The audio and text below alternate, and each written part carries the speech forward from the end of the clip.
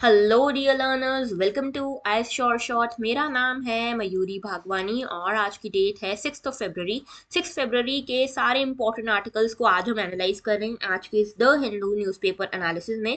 6 फरवरी के साथ 3 फरवरी, 4 फरवरी, 5 फरवरी के भी न्यूज़ आर्टिकल्स को डिस्कस करने वाले हैं आज ही के द हिंदू न्यूज़पेपर एनालिसिस में। द हिंदू में जितने भी इंपॉर्टेंट करंट अफेयर्स, जितने भी इंपॉर्टेंट आर्टिकल्स आपके यूपीएससी पर्सपेक्टिव से इन दिनों में आए हैं, उन सभी को एनालाइज कर रहे हैं आज के इस द हिंदू न्यूज़पेपर एनालिसिस में। और जो बड़ा मुद्दा आज हम डिस्कस करने वाले हैं that is going to be about Ladakh. Ladakh जो कि अब एक यूनियन टेरिटरी बन चुका है। यहाँ पे एक बहुत बड़े एक्टिविस्ट हैं जिनका नाम है सोनम वांगचुक। इनको आप देख पा रहे हो, ये वही कैरेक्टर है जिनसे, इन्हीं से बेसिकली जो थ्री इडियट्स वाला कैरेक्टर है ना आमिर खान का, वो इंस्पायर्ड था। तो जो सोनम वांगचुक हैं वो यहाँ की एक बहुत बड़े एक्टिविस्ट हैं जो बहुत सारे सोशल मुद्दों पर आप अपनी आवाज उठाते हैं। यहाँ पे कई सारे रिफॉर्म्स लाए हैं जो सोनम वांगचुक जी हैं। जैसे यहाँ पे वाटर स्कार्सिटी जैसे इश्यूज हैं तो इन्होंने आइस स्तूपा बनाए हैं और बहुत सारी चीजों के लिए ये फेमस है। ओके, इन्होंने एक्चुअल में लद्दाख के ग्राउंड लेवल पे कई सारे चेंजेस लाए हैं। अब ये लद्दाख की वॉइस है। ओके, सोनम वांगचुक जी को एक तरह से लद्दाख की वॉइस माना जाता है। ये पॉलिटिक्स से डायरेक्टली कनेक्टेड नहीं है, लेकिन इनका कहना है कि सेंटर की जो पॉलिसीज हैं जो चेंज हुई हैं इतने टाइम में, ये सेंटर की पॉलिसीज लद्दाख के लिए ठीक नहीं है। और इन चीजों को ठीक करने के लिए सोनम वांगचुक जी अपने प्रोटेस्ट के तौर पे हंगर स्ट्राइक पे बैठ गए, इन्हें हाउस अरेस्ट कर लिया गया। तो कुल मिला के बात यह है कि सरकार से इनकी कुछ मांगे हैं, कुछ डिमांड्स हैं जो सरकार पूरा करने के मूड में नहीं दिख रही। तो यहाँ पे देखा जा रहा है that all is not well in Ladakh. Okay, पहला मुद्दा तो ये होगा। दूसरा हम डिस्कस करेंगे यूएस और चाइना के बीच में फिर से झड़प हो गई है। फिर से अब नया मुद्दा क्या है उसके बारे में बात करेंगे। तीसरी हम आंध्र प्रदेश के बारे में बात करने वाले हैं। आंध्र प्रदेश में जैसे जैसे गवर्नमेंट्स बदली वैसे वैसे कैसे यहाँ के कैपिटल प्लान्स बदले इसके बारे में बात करेंगे। ग्रेट इंडियन बस्टियोड के बारे में बात करेंगे। उसके अलावा मैंग्रोव फॉरेस्ट के बारे में बात करेंगे। अभी आप लोगों को पता होगा बजट में मिष्टी प्रोग्राम लाया गया। ये मिष्टी प्रोग्राम लाया गया मैंग्रोव्स के लिए। तो मैंग्रोव्स इतने जरूरी कैसे हो गए, क्या है मैंग्रोव्स, इनके बारे में बात करेंगे। And we have abundance of the news articles जो कि बहुत इंटरेस्टिंग, बहुत मजा आएगा आपको पूरे इस सेशन में। शुरुआत करते हैं बिना टाइम वेस्ट किए। और 110 दिन ही बचे हैं आपके प्रीलिम्स में। तो यूपीएससी प्रीलिम्स 2023 जो लोग भी अटेम्प्ट करने वाले हैं, this is a big alert for all of them कि सिर्फ 110 दिन बचे हैं। 110 दिन कैसे खत्म हो जाएंगे पता नहीं चलेगा, इसीलिए अपना प्रॉपर शेड्यूल बनाओ। ओके, चलो बढ़ते हैं आगे। आज का पहला आर्टिकल जो है गवर्नेंस से रिलेटेड है, लद्दाख से रिलेटेड है। जो सोनम वांगचुक जी हैं वो कहते हैं the fear is not that people will turn against India, the fear is that the love for India will subside and it is dangerous for the country that is facing the Chinese। Basically देखो सोनम वांगचुक जी का कहना क्या है। इनका कहना है कि जब से आर्टिकल 370 हटाया गया है, जब से आर्टिकल 370 हटाया तब से लद्दाख जो है लद्दाख एक यूनियन टेरिटरी बन गया। लद्दाख से कई सारे वादे किए गए थे, ठीक है, कि हम आपको एम्प्लॉयमेंट देंगे, हम आपको ऐसा करेंगे, हम वैसा करेंगे, बहुत सारे वादे किए गए थे लद्दाख के साथ। लेकिन सोनम वांगचुक और यहाँ की लद्दाख की कम्युनिटी का कहना है कि ये वादे कोई पूरे नहीं हुए। ठीक है, यहाँ पे 12,000 जॉब्स देने की बात की गई थी। 12,000 से 800, 12,000 में से 800 जॉब्स दी गई हैं अभी तक बस। ओके, तो बेसिकली यहाँ के लोगों की और सोनम वांगचुक जी की डिमांड ये है कि हमें सिक्स्थ शेड्यूल के अंतर्गत लाया जाए, लद्दाख को सिक्स्थ शेड्यूल के अंतर्गत लाया जाए।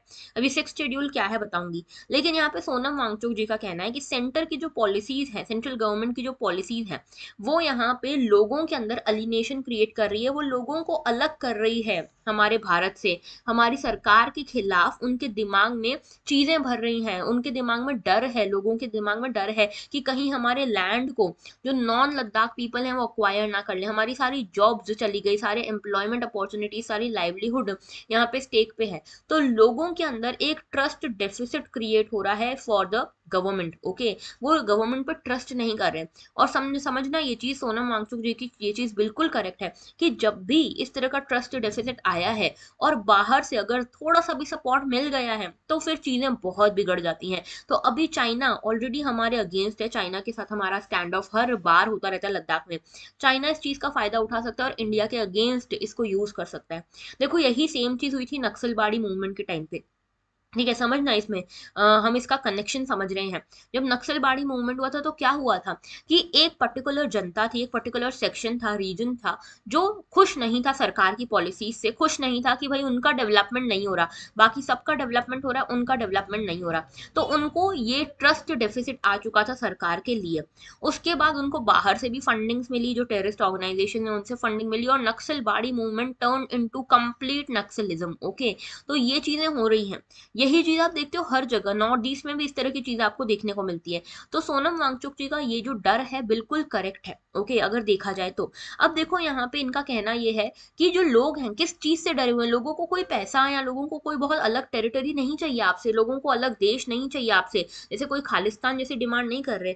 ये बस ये बोल रहे हैं कि या तो हमें अलग स्टेटहुड दे दो, हमको अलग से एक स्टेट बना दो, या फिर हमें सिक्स शेड्यूल में शामिल कर लो।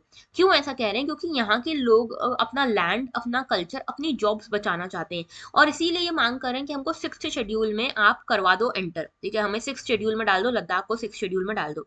सेंटर की जो पॉलिसीज हैं, इनका कहना है कि यूथ को अलिनेट कर रही हैं और यहाँ पे मिलिटेंसी के सीड्स बोए जा रहे हैं। ओके, तो फियर ये है कि ऐसा नहीं कि लोगों का अपने देश के प्रति प्यार कम हो जाएगा, देश के प्रति प्यार तो रहेगा, लेकिन ऐसे में ये जो चीज है ना, ये सारा जो अलिनेशन या ट्रस्ट डेफिसिट, ये एक बहुत बड़ा घातक चीज हो सकती है हमारे इंडिया के लिए। और अगर चाइना ने भी इस चीज को सपोर्ट कर दिया, इन ट्रस्ट डेफिसिट को सपोर्ट कर दिया, तब तो भैया बहुत दिक्कत हो जाएगी। ओके, अभी अनएम्प्लॉयमेंट बहुत ज्यादा है, इनडिस्क्रिमिनेट पुलिस एक्शन देखा जाता है सिविलियंस के ऊपर, इसीलिए यहाँ पे सिक्स्थ शेड्यूल की डिमांड हो रही है।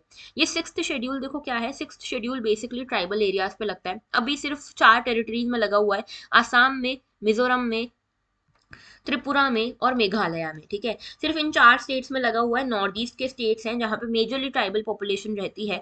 आर्टिकल 244 के अंतर्गत आता है ये सिक्स शेड्यूल, जो ये बोलता है कि यहाँ पे जहां पे भी ट्राइबल पॉपुलेशन ज्यादा है, उनको ऑटोनॉमी दी जाएगी, उनके लिए ऑटोनॉमस काउंसिल्स बनाई जाएंगी, जिसके अंदर सारे फैसले, कम्युनिटी के जितने भी फैसले हैं पॉलिसी वगैरह को लेकर, वो सारे कम्युनिटी मेंबर्स मिलकर लेंगे। तो ऑटोनॉमस डेवलपमेंट काउंसिल यहाँ पे बनाई जाएंगी, जिसके बेसिस पे लैंड, पब्लिक हेल्थ, एग्रीकल्चर जैसे मुद्दों पर यहाँ पे डिसीजन वही कम्युनिटी लेगी। ओके, तो बेसिकली यहाँ पे वांगचुक जी यही कह रहे हैं कि अभी देखो ये सिक्स्थ शेड्यूल में आप हमको एंटर करवा दो, हमारा जो लद्दाख वाला रीजन है उसको डाल दो, इससे काफी मदद मिल जाएगी हमको। ओके, तो कुल मिला के ये पूरा मामला। अब देखो सिक्स्थ शेड्यूल की इतनी डिमांड क्यों हो रही है। सिक्स्थ शेड्यूल जो है ये आर्टिकल 244 के अंतर्गत आता है, और इसमें कहा जाता है कि जो भी ऐसे ट्राइबल एरियाज है उनके अंतर्गत ऑटोनॉमस एडमिनिस्ट्रेटिव डिविजन यानी कि ऑटोनॉमस डिस्ट्रिक्ट काउंसिल्स बनाई जा सकती है। ये ऑटोनॉमस डिस्ट्रिक्ट काउंसिल्स के पास लेजिस्लेटिव, जुडिशियल और एडमिनिस्ट्रेटिव ऑटोनॉमी रहेगी with in a state. Six schedule अभी हमारे आसाम, मेघालय, मिजोरम और त्रिपुरा पे लगता है। आप इसको AMTM नाम से याद रख सकते हो। ठीक है, AMTM। तो यहाँ पे 3 काउंसिल है, यहाँ पे एक एक जगह पे, और एक काउंसिल है त्रिपुरा में। अगर आप ऑटोनॉमस डिस्ट्रिक्ट काउंसिल की बात करोगे तो यहाँ पे 30 मेंबर्स की एक काउंसिल होती है, जिसका टेन्योर 5 साल का होता है। ये जितने भी लॉज हैं, रूल्स हैं, रेगुलेशन हैं regarding land, forest, water, agriculture, health, sanitation, village and town level policing, inheritance, marriage, divorce, इन सभी चीज़ों को लेकर, पूरी सोसाइटी की जो भी सोशल कल्चरल चीज़ें होती हैं उन सभी चीज़ों को लेकर लॉज बना सकता है ये administrative autonomous distributive autonomous district council. I am so sorry. तो यहाँ पे बोडो लैंड टेरिटोरियल काउंसिल है आसाम में, जहाँ पे 30 से ज्यादा मेंबर्स हैं, 40 मेंबर्स हैं इनफैक्ट, और ये जो है 39 इश्यूज पे लॉज बना सकते हैं। तो इसी तरह की डिमांड लद्दाख कर रहा है। लेकिन सेंटर का क्या कहना है? सेंटर का कहना है कि देखो भाई, जो सिक्स्थ शेड्यूल है ये रिजर्व्ड है नॉर्थ ईस्ट के लिए, नॉर्थ ईस्ट की है, हमने टेरिटरीज को सिक्स शेड्यूल में डाला है और किसी टेरिटरी को नहीं डाला है। तो आपके पास अल्टरनेटिव है कि फिफ्थ शेड्यूल में आप आ जाओ। ठीक है, fifth schedule is also about tribals, तो आप फिफ्थ शेड्यूल में आ सकते हो, क्योंकि सिक्स शेड्यूल तो रिजर्व्ड है नॉर्थ ईस्ट के लिए। ठीक है, और दूसरा इनका कहना यह है कि सिक्स शेड्यूल बेसिकली ट्राइबल लोगों के प्रोटेक्शन के लिए, उनके कल्चर के प्रोटेक्शन, उनकी लाइवलीहुड के प्रोटेक्शन के लिए। हमने तो सेंटर कह रहा है कि हमने तो ये तक कह दिया कि यहाँ पे जितनी भी डोमेस्टिक जॉब्स हैं उनमें हमने 45% रिजर्वेशन तक दे दिया है यहाँ के लोगों को, लद्दाख के ट्राइबल लोगों को। और क्या करें, तो हमने हर तरह से इनको हेल्प प्रोवाइड करी है। तो सेंटर का ये कहना है, लेकिन यहाँ के लोगों का और सोनम वांगचुक जी का बिल्कुल कुछ और ही कहना है। ओके, बढ़ते हैं आगे। लद्दाख क्यों चाहता है सिक्स शेड्यूल का पार्ट बनना? तो देखो पहला चीज तो ये है कि यहाँ पे ट्राइबल पॉपुलेशन बहुत ज्यादा है। 2011 के सेंसस के हिसाब से इस टेरिटरी, लद्दाख की यूनियन टेरिटरी में 79.61 पॉपुलेशन जो है, 79.61%, लगभग 80% जो पॉपुलेशन यहाँ रहती है वो ट्राइबल पॉपुलेशन है। दूसरी चीज, यहाँ पे लोकल एस्पिरेशन भी है। कई सारे लोग हैं यहाँ पे जो जिनका एंथुजियाज्म जो है बहुत अच्छा था आफ्टर 370 रिपील। जब 370 आर्टिकल रिपील हो गया तो उनको लगा कि अब हमारी लाइफ बदलेगी, लेकिन कोई ज्यादा फर्क आया नहीं। तीसरी चीज है निग्लिजेंस है। मतलब जम्मू कश्मीर पहले क्या था, ये सब जम्मू कश्मीर का ही पार्ट था। तो जम्मू कश्मीर में ही सारा का सारा डेवलपमेंट होता था। जो ये बुद्धिस्ट डोमिनेटेड लेह डिस्ट्रिक्ट है, उसने ये डिमांड करी कि हमें अलग से यूनियन टेरिटरी स्टेटस दो, क्योंकि हमें बिल्कुल निग्लेक्ट किया जा रहा है। तो लेह लद्दाख में वो डेवलपमेंट नहीं होता था जो जम्मू कश्मीर में होता था। ये निग्लिजेंस एक कारण है। चौथा है लेजिस्लेचर का डिनायल।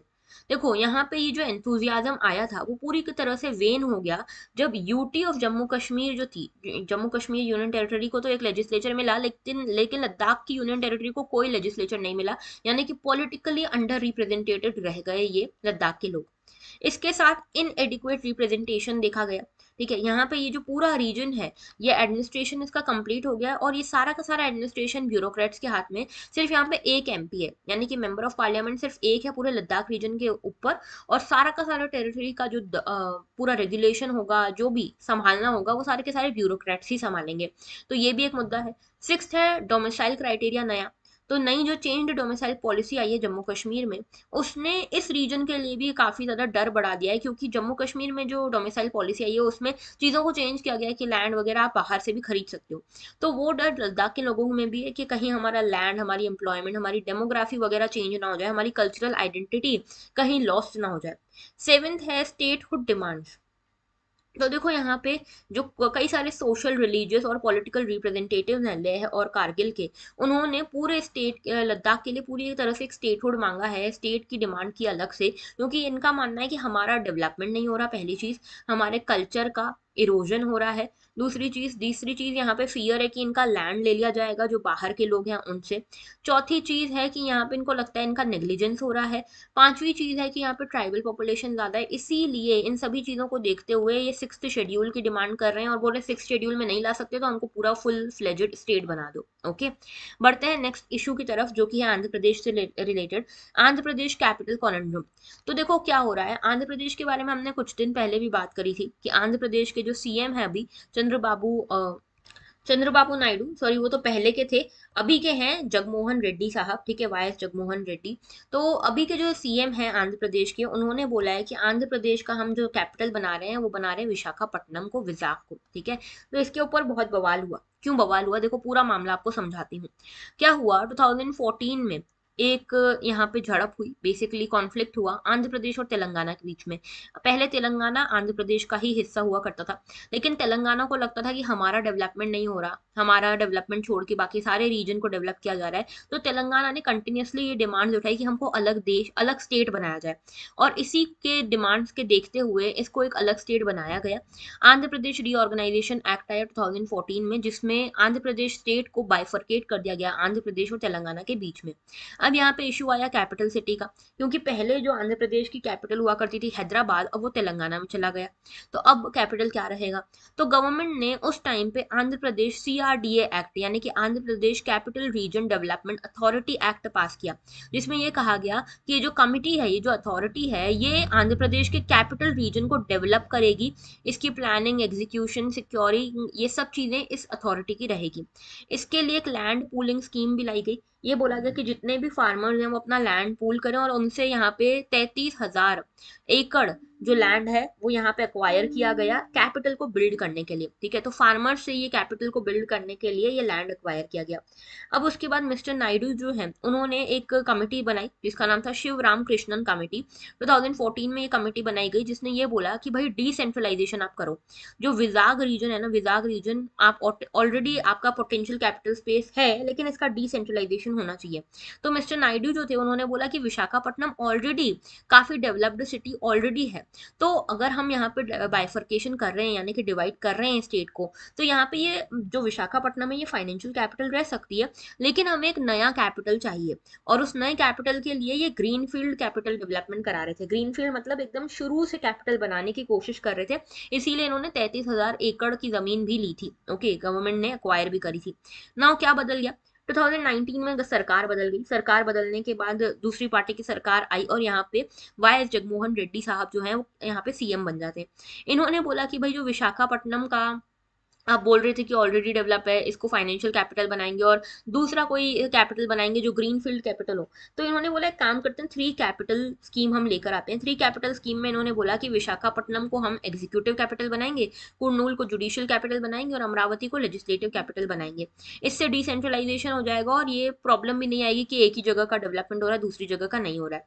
तो बेसिकली इन्होंने इसके लिए फिर एक्ट भी ले आए, ये बिल भी ले आए, ठीक है, जिसका नाम था Andhra Pradesh decentralisation and inclusive development of all regions bill. ये बिल लेकर तो आ गए, लेकिन इसको हाई कोर्ट में चैलेंज कर दिया गया। हाई कोर्ट ने बोला कि नहीं भाई गलत है।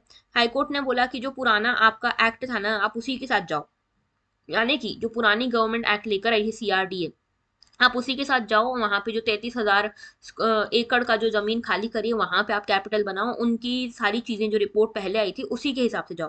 तो आंध्र प्रदेश गवर्नमेंट इसके अगेंस्ट अपील करती है सुप्रीम कोर्ट में, और ये बोलते हैं कि आंध्र प्रदेश गवर्नमेंट बोलता है कि भाई सुप्रीम कोर्ट क्यों बोल रहा है हमको कि हम किसको कैपिटल बनाए, ये तो एग्जीक्यूटिव का काम है ना, सुप्रीम कोर्ट क्यों बीच में आ रहा है। तो बेसिकली ये कहते हैं, आंध्र प्रदेश गवर्नमेंट कहती है कि फेडरलिज्म के कंसेप्ट के अगेंस्ट जा रही है सुप्रीम कोर्ट। क्यों? क्योंकि सुप्रीम कोर्ट कैसे बता सकता है किसी भी स्टेट को कि आप इसको कैपिटल बनाओ या मत बनाओ। तो सुप्रीम कोर्ट ने अभी आंध्र प्रदेश का जो हाई कोर्ट वाला जो ऑर्डर है, उसको स्टॉप कर दिया, उसको स्टे लगा दिया है और ये बोला है कि अभी रुक जाओ, ठीक है। अभी इन्होंने अपना जो जजमेंट है उसको रिजर्व रख दिया है। अभी क्या हुआ है, अभी मिस्टर रेड्डी जो है उन्होंने इस सुप्रीम कोर्ट जजमेंट के फाइनल जजमेंट के पहले ही ये अनाउंस कर दिया कि हम तो विशाखापट्टनम को अपना कैपिटल बना रहे हैं। अब ऐसे में कुछ लोग बोल रहे हैं कि ये तो कंटेम्प्ट ऑफ कोर्ट है। जब कोई चीज अभी कोर्ट में पेंडिंग है, आप उसके ऊपर डिसीजन पहले से कैसे दे सकते हो? तो एक तो ये कंटेम्प्ट ऑफ कोर्ट है। दूसरी चीज ये भी कि आप एडमिनिस्ट्रेटिव जस्टिस के साथ खिलवाड़ कर रहे हो, आप उसके बीच में आ रहे हो, आप उसमें इंटरफेयर कर रहे हो। इसके अलावा फेडरल स्ट्रक्चर, यहाँ पे गवर्नमेंट का कहना यह है कि आप जो है सुप्रीम कोर्ट जो है वो फेडरल स्ट्रक्चर के बीच में आ रही है। लीगल एस्पेक्ट्स की आप बात कर रहे हो, लेकिन आप यहाँ पे स्टेट के राइट्स कैसे छीन सकते हो? तो कुल मिला के ये पूरा मुद्दा है regarding governance of Andhra Pradesh state. Okay, बढ़ते हैं आगे। नेक्स्ट इशू है मैंग्रोव्स के बारे में। Why have mangroves got a budget push? तो बजट में अभी के जो बजट था 23-24 का, उसमें हमने देखा एक स्कीम आई जिसका नाम था मिष्टी। ओके, मिष्टी नाम है इसका। मिष्टी नाम बेसिकली दिया गया है mangrove initiative for shoreline habitats and tangible incomes के लिए, ठीक है। तो मैंग्रोव्स को बढ़ावा देने वाले हैं हम यहाँ पे। कोस्ट लाइन पे जो मैंग्रोव्स का इरोजन हो रहा है उसको ठीक करना है, उसको कम करना है। मैंग्रोव प्लांटेशन को बढ़ाना है अक्रॉस द कोस्ट लाइन। इसके लिए ये मिष्टी प्रोग्राम लाया गया है। तो देखो मैंग्रोव्स पहले होते क्या है, पहले मैं इसके बारे में बात कर लेती हूँ। देख रहे हो ये इस तरह के पेड़, मतलब यहाँ पे सारा का सारा सी एरिया शुरू हो रहा है, ठीक है, ओशन या सी शुरू हो रहा है। वो तो यहाँ पे अगर क्योंकि सी या ओशन शुरू हो रहा है तो ये पूरा रीजन बहुत सॉल्टी रहता है, सॉल्टी वाटर है ये। तो यहाँ पे इस तरह की वेजिटेशन होती है, और ये वेजिटेशन की एक सबसे बड़ी खासियत ये है कि इनकी रूट्स जो है ना आपको सरफेस पे भी दिखती है। ये देख रहे हो, ये रूट्स है सारी जो आपको सरफेस पे भी दिखती है, इनकी रूट सरफेस पे भी आपको दिखती है। क्यों? क्योंकि सॉइल इतना सॉल्टी होता है, इतनी ऑक्सीजन की कमी होती है कि अगर ये अंदर रहेंगे ना सॉइल के, तो यहाँ पे इनको ऑक्सीजन मिल ही नहीं पाएगा। तो इसीलिए सरफेस के बाहर भी इनकी रूट्स होती है कि बाहर एटमॉस्फेयर से ही ऑक्सीजन ले लें कम से कम। ओके, तो इस तरह के मैंग्रोव फॉरेस्ट होते हैं, बहुत ज्यादा जरूरी है ये कोस्टल एरियाज के लिए, क्योंकि कोस्टल एरियाज पे जब सुनामी आती है, स्टॉर्म्स आते हैं, तो इस तरह के पेड़ ही होते हैं जो लैंड को बचाते हैं इस तरह के स्टॉर्म से। तो इनको हम मैंग्रोव कहते हैं। हमारे इंडिया में आप देखोगे तो 9 स्टेट्स में आपको ये मैंग्रोव देखने को मिलेंगे। जितने भी कोस्टल स्टेट्स हैं वहां पे आपको ये मैंग्रोव सिस्टम देखने को मिलता है। सबसे ज्यादा आपको देखने को मिलता है ये मैंग्रोव सिस्टम वेस्ट बंगाल में, काफी डोमिनेटिंग है ये। उसके अलावा गुजरात में आता आपको ये मैंग्रोव सिस्टम देखने को मिलता है। फिर अंडमान निकोबार आइलैंड्स पे देखने को मिलता है। फिर आता है हमारा आंध्र प्रदेश, फिर आता है हमारा उड़ीसा, उड़ीसा के बाद महाराष्ट्र में, उसके बाद तमिलनाडु में, उसके बाद गोवा में, फिर उसके बाद कर्नाटका और फिर केरला। तो सबसे ज्यादा है वेस्ट बंगाल में, याद रखना, वेस्ट बंगाल, फिर है गुजरात, फिर है अंडमान निकोबार। ओके, ये 3 जगह पे सबसे ज्यादा मैंग्रोव फॉरेस्ट आपको देखने को मिलते हैं। बात करते हैं मैंग्रोव फॉरेस्ट की। तो देखो मैंग्रोव क्या होता है, एक कोई स्मॉल ट्री या श्रब हो गया जो कोस्ट लाइन के अक्रॉस ग्रो करता है, और इसके जो रूट्स हैं वो सॉल्टी सेडिमेंट में ग्रो करती हैं, जो कई बार अंडर वाटर होता है, कई बार ऑन द सरफेस होता है। इसके लिए जो यहाँ पे क्वालिटीज या कैरेक्टरिस्टिक्स चाहिए इस एरिया के, इस फॉरेस्ट के उगने के लिए, तो वो होना चाहिए पहला तो सलाइन एनवायरनमेंट, काफी सॉल्टी वाटर होता है आसपास, तो सलाइन एनवायरनमेंट में ये इस तरह के ये फॉरेस्ट आते हैं।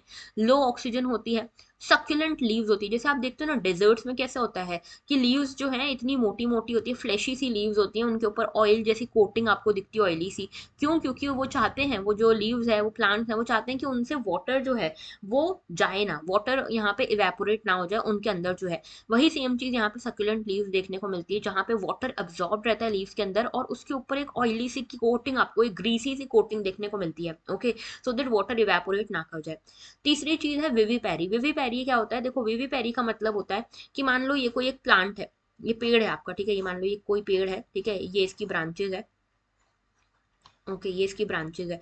तो यहाँ पे एक ही ब्रांच पे, यहाँ पे आपने देखा कि इसकी सीड्स है, और यहाँ पे दूसरा पेड़ जो है, दूसरी प्लांट जो है वो जर्मिनेट होने लग जाता है इसी ट्री से कनेक्ट होके। एक टाइम आता है जब ये पूरा का पूरा प्लांट थोड़ा सा उग चुका है और ये सीड के साथ अपनी रूट्स के साथ गिर जाता है, और नीचे पानी में बहता हुआ जहाँ पे भी सॉइल मिलता है वहां पे अपरूट हो जाता है, और वहां पे रूट अपनी ग्रो करके यहाँ पे फुल फ्लेजेड ट्री के फॉर्म में डेवलप होने लगता है। तो विविपेरियस मतलब जो सीड्स हैं वो जर्मिनेट होने लग जाती है तब ही जब वो जो पर्टिकुलर सीड है वो प्लांट्स पेरेंट ट्री से कनेक्टेड है। जब वो पेरेंट ट्री से कनेक्टेड है तभी ये जर्मिनेट होने लग जाती है, और जर्मिनेट होते होते ये सीडलिंग जो है प्रॉपर एक प्लांट के फॉर्म में डेवलप हो जाती है। ओके, और ये जो मैच्योर प्रोपोगेल है ये फिर बाद में वाटर में गिर जाता है, और इसको ट्रांसपोर्ट करके ये वाटर ले जाता है उस एरिया तक जहां सॉलिड ग्राउंड नहीं मिलता। सॉलिड ग्राउंड में ये अपनी रूट्स फैलाता है, और वहां पे as a full fledged tree और प्लांट उगने लगता है। ठीक है, तो मैंग्रोव की बात करें तो ये आपको शेल्टर्ड कोस्ट लाइन पे आपको देखने को मिलेगा, मेजरली ट्रॉपिकल और सब ट्रॉपिकल लैटिट्यूड्स पे। ठीक है, इनकी एक खासियत ये है कि ये बहुत ठंडे टेम्परेचर में नहीं रह सकते, इनको आदत होती है गर्मी की, ठीक है, हायर टेम्परेचर्स की। तो यहाँ पे इसकी ये खासियत है ना। देखो, आते हैं हमारे आर्टिकल के ऊपर, मैंग्रोव्स कैसे हेल्प करते हैं। तो देखो, मैंग्रोव्स होते क्या है? सॉल्ट टॉलरेंट प्लांट कम्युनिटीज होती हैं जो ट्रॉपिकल और सब ट्रॉपिकल रीजन में दिखती है, आपको इंटरटाइडल रीजन में मेजरली दिखती है। ये इंपॉर्टेंट रेफ्यूजीज होते हैं कोस्टल बायोडाइवर्सिटी के। कोस्टल बायोडाइवर्सिटी को सेव करने का इन्हीं का काम है, इनको बायोशील्ड भी कहा जाता है क्लाइमेट इवेंट्स के अगेंस्ट। ओके, तो यहाँ पे जब भी क्लाइमेट चेंज होता है, फ्रीक्वेंट स्टॉर्म्स आते हैं, साइक्लोन्स आते हैं, तो ऐसे रीजन्स को यही मैंग्रोव ट्रीज हैं, प्लांट हैं, फॉरेस्ट हैं जो बचाते हैं। तो यहाँ पे अगर आप मैंग्रोव्स यहाँ पे डेवलप करते हो, 7500 किलोमीटर की हमारी कोस्ट लाइन, अगर हम इधर मैंग्रोव्स प्रॉपरली प्लांट करते हैं तो हम काफी ज्यादा क्लाइमेट चेंज से बच सकते हैं। तो अगर इंडिया की बात करें तो इंडिया में क्या स्टेटस है? तो देखो, एक तो रिपोर्ट है ग्लोबल मैंग्रोव अलायंस रिपोर्ट, ठीक है, स्टेट ऑफ वर्ल्ड मैंग्रोव्स की बात करता है, 2022 की रिपोर्ट है, जो कहता है कि लगभग वर्ल्ड में 1,47,000 स्क्वायर किलोमीटर एरिया जो है ये मैंग्रोव्स के अंतर्गत है। और अगर हम इसको इंडिया में देखें तो इंडिया में ये होगा 4992 स्क्वायर किलोमीटर, यानी कि लगभग 0.49 मिलियन हेक्टेयर हमारा जो लैंड है इंडिया में, that is under mangroves. Okay, India की जो स्टेट ऑफ फॉरेस्ट रिपोर्ट है, जो बायनियल रिपोर्ट होती है, 2021 में आई थी, ये कहता है कि मैंग्रोव जो है इंडिया में 9 स्टेट्स में और 3 यूनियन टेरिटरीज में डिस्ट्रीब्यूटेड है। सबसे ज्यादा वेस्ट बंगाल में है, उसके बाद आते गुजरात में, और उसके बाद आते हैं अंडमान निकोबार में। ये जो आईएफएसआर रिपोर्ट है ये बोलती है कि यहाँ पे मैंग्रोव कवर जो है वो इंक्रीज भी हो रहा है। तो इंडिया में ये मैंग्रोव इकोसिस्टम हालांकि इंक्रीज हो रहा है, लेकिन थ्रेट्स भी कई सारे हैं, जैसे लैंड, टिम्बर, फॉडर, फ्यूल, इन सब के लिए बहुत झड़प है।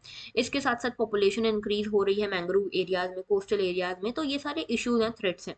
अब देखो, मैंग्रोव्स में दो तरह की ट्रीज होती है, पहली होती है ट्रू मैंग्रोव्स, दूसरी होती है मैंग्रोव एसोसिएट्स। ट्रू मैंग्रोव्स वो होती है जो यहाँ पे इस तरह का अडाप्टेशन दिखाती है, जैसे कि सलाइन वाटर में आराम से ग्रो कर रही हैं, vivipary, cryptovivipary, germination, salt secreting cells, इस तरह की चीजें आपको देखने को मिलती हैं यहाँ पे। तो स्टेबल और रिजिलियंट मैंग्रोव इकोसिस्टम के लिए हमको चाहिए कि हम यहाँ पे काफी सारी स्पीशीज को साइड बाय साइड एग्जिस्ट होने दें, बायोडाइवर्सिटी को हम फूलने फलने दें। ओके, तो देखो यहाँ पे इकोसिस्टम जो है, ये मैंग्रोव इकोसिस्टम किस तरह का फॉरेस्ट होता है? तो मैंग्रोव फॉरेस्ट जो है ये जनरली आप देखोगे ये इंटरटाइडल फ्लो आपको यहाँ देखने को मिलता है। इंटरटाइडल यानी कि टाइड्स जो हैं वो आपस में यहाँ पे इंटरैक्ट करती रहती हैं, और यहाँ पे कई सारे सेडिमेंट्स लेकर आते हैं, जो ये टाइड्स कई सारे सेडिमेंट्स लेकर आते हैं जो रूट्स के आसपास जमा हो जाते हैं। यहाँ पे एक्वाकल्चर और फिशरीज का भी काफी अच्छा स्कोप है, ठीक है, और यहाँ पे इसी के चक्कर में, एक्वाकल्चर और फिशरीज के चक्कर में ही काफी ज्यादा मैंग्रोव सिस्टम को नुकसान भी हो रहा है। सुंदरबंस जो है वेस्ट बंगाल में, उड़ीसा वेस्ट बंगाल वाला साइड जो है, यहाँ पे सुंदरबंस का लार्जेस्ट मैंग्रोव फॉरेस्ट बनता है। ओके, और इसके अलावा यहाँ पे कई सारे मैंग्रोव मैंग्रोव्स को क्लियर किया जा रहा है for the fishery sector, okay, जो कि एक सही चीज नहीं है। यहाँ पे लैंड को डिग्रेड किया जा रहा है या लैंड को डाइवर्ट किया जा रहा है towards agriculture, towards aquaculture and towards industrial activities. तो यहाँ पे जो लैंड को रिस्टोर करना हमारे लिए सबसे बड़ा चैलेंज है। तो इसके लिए यहाँ पे बजट में मिष्टी प्रोग्राम लाया गया है। मिष्टी जो है ये, इसमें क्या बोला गया है कि मनरेगा जो है, मनरेगा उसके साथ कैंपा फंड है, इन दोनों के साथ मिलकर मिष्टी प्रोग्राम को फुलफिल किया जाएगा। यहाँ पे ये कहा जा रहा है कि मैंग्रोव सीड प्लांटेशन का जो सर्वाइवल रेट है वो सिर्फ 50% होता है, और ये 60% हो जाता है। और जब ये 60% तब हो जाता है जब ये 3 साल का हो जाता है और यहाँ पे नया प्लांट स्टेबलाइज होने लगता है, तब यहाँ पे इसके सर्वाइवल रेट बढ़ते हैं। ओके, कॉन्ट्रैक्ट बेस्ड जो वन टाइम प्लांटेशन होगा इसमें मनरेगा और कैंपा फंड्स के अंतर्गत, ठीक है। और इसमें जो अनट्रीटेड डोमेस्टिक और इंडस्ट्रियल एफ्लुएंट्स हैं, उन जिनको रिवर में डाला जा रहा है, वो ऐसा नहीं होने देंगे। ओके, सरकार ने बोला है इसके ऊपर रोक लगाएंगे। और नेचुरल इंटरटाइडल फ्लो को जो इम्पीड करता है इस तरह का रिवर का वेस्ट या पॉल्यूशन, उसको रोकने की बात की गई है। तो ये क्यों क्रूशियल है, देखो state of world mangrove report ये कहती है कि मैंग्रोव जो है ना, ये 4 गुना ज्यादा कार्बन स्टोर कर सकते हैं किसी भी दूसरे इकोसिस्टम से।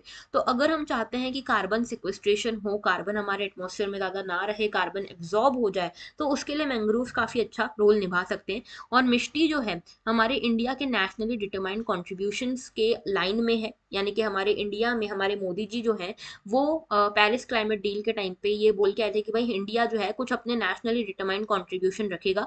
उसके बाद COP26 में भी मोदी जी ने इसको अपग्रेड किया, पंचामृत टारगेट्स लेकर आए। तो बेसिकली इन हमारे कॉन्ट्रीब्यूशंस को जो हमने वर्ल्ड से करे हैं क्लाइमेट चेंज को लेकर, उसको हम फुलफिल कर पाएंगे इस मिष्टी प्रोग्राम के साथ। ओके, और यहाँ पे एक एडिशनल कार्बन सिंक डेवलप कर पाएंगे 2.5 to 3 बिलियन टन का। ओके, तो इंडिया ने यहाँ पे मैंग्रोव अलायंस फॉर क्लाइमेट को ज्वाइन किया है, जो कि इजिप्ट में अभी हुआ था COP27 के टाइम पे। तो ठीक है, मैंग्रोव अलायंस जो है उसको भी हमने ज्वाइन कर लिया है। ये था पूरा आर्टिकल। बढ़ते हैं आगे। तो next article is about US shoots down balloon, Beijing won the for response. तो देखो बेसिकली क्या हुआ, ऐसा देखा जा रहा था, जैसे आप देखते हो पिछले पहले बहुत पहले के जमाने में चले जाओ, फ्रेंच रिवॉल्यूशन, अमेरिकन रिवॉल्यूशन वाले टाइम पे, वहां पे इतनी सारी टेक्नोलॉजी थी नहीं। तो लोग क्या करते थे, इंटेलिजेंस बटोरने के लिए, इंफॉर्मेशन बटोरने के लिए, या किसी सेक्टर में वॉर चल रहा है तो वहां का जो बैटल फील्ड है उसका मुआयना करने के लिए बलून, इस तरह के हॉट एयर बलून उड़ाते थे, ठीक है। अभी क्या हो गया, अभी सब चीजें एडवांस हो चुकी है, टेक्नोलॉजी आ चुकी है, बजट आ चुका है, सैटेलाइट्स आ चुके हैं, तो इन सब चीजों की जरूरत पड़ती नहीं है। लेकिन अभी भी कई बार ऐसा देखने को मिलता है।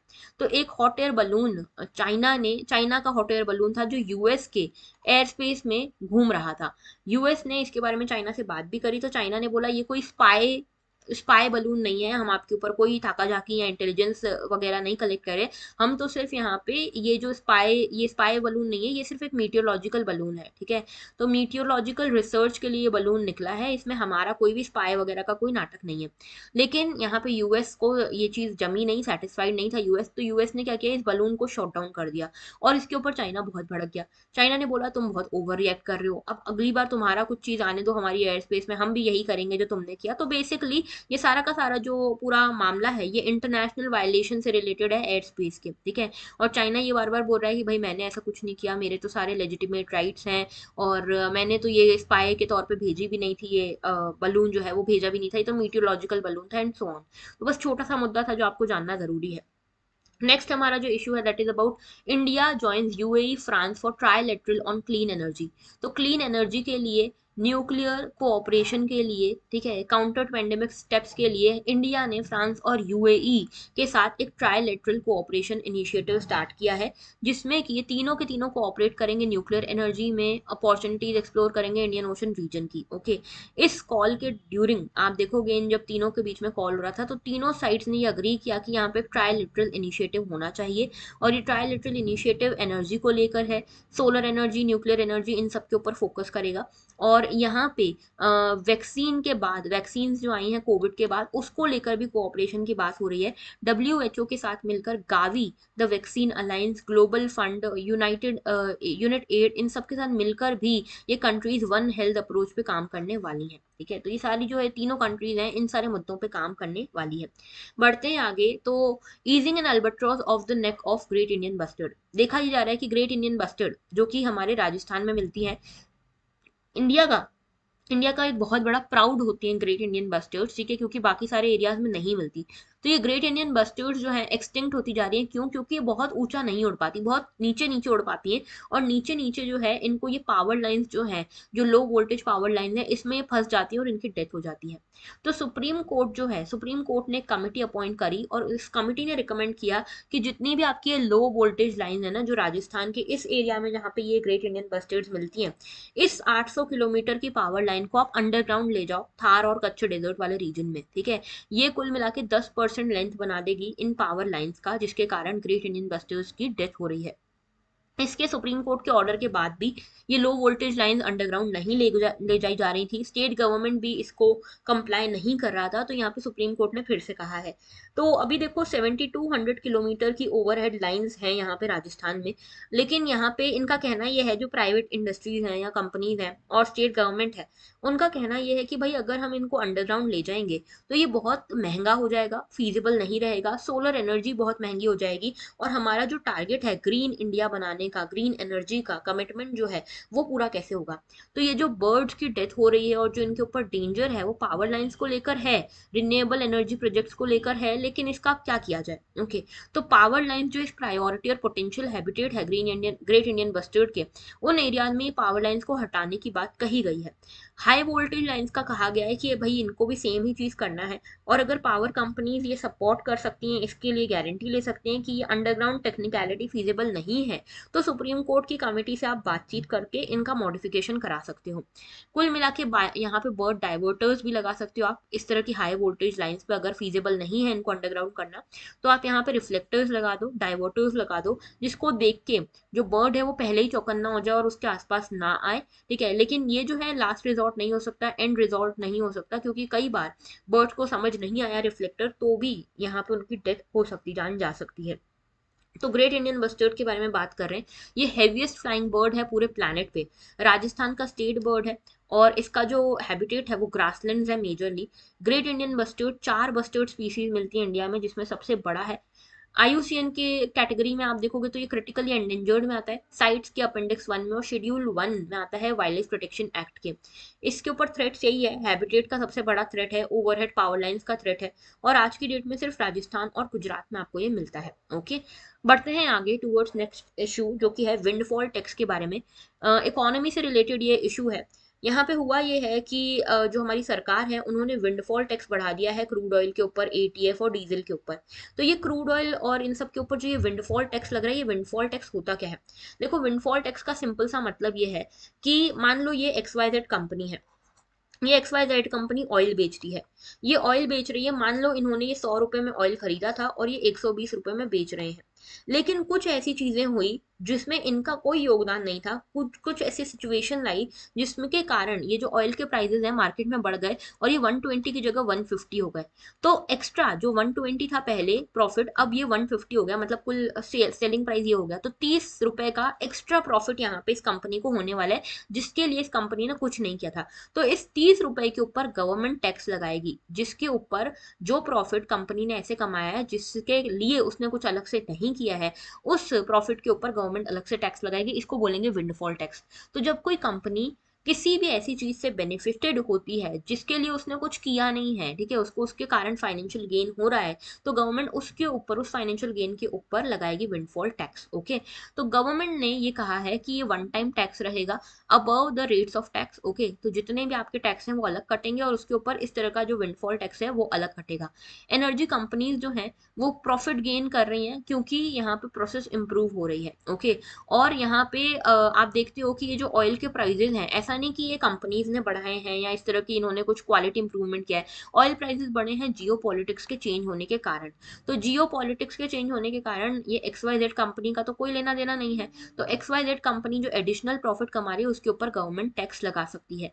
तो ये जो है गवर्नमेंट के फाइनेंसेस को इंक्रीज करेगा और यहाँ पे एफर्ट्स को फंड करेगा। बेसिकली इस तरह से होगा यहाँ पे कि जो भी वल्नरेबल सेक्शन हैं, जिनको इन्फ्लेशन की बहुत ज्यादा मार पड़ रही है, उनको प्रोटेक्ट करने के लिए फंड्स की जरूरत है, और ये फंड्स इस विंडफॉल टैक्स से ही आने वाले हैं। ओके, बढ़ते हैं आगे। Next issue is about red Sanders.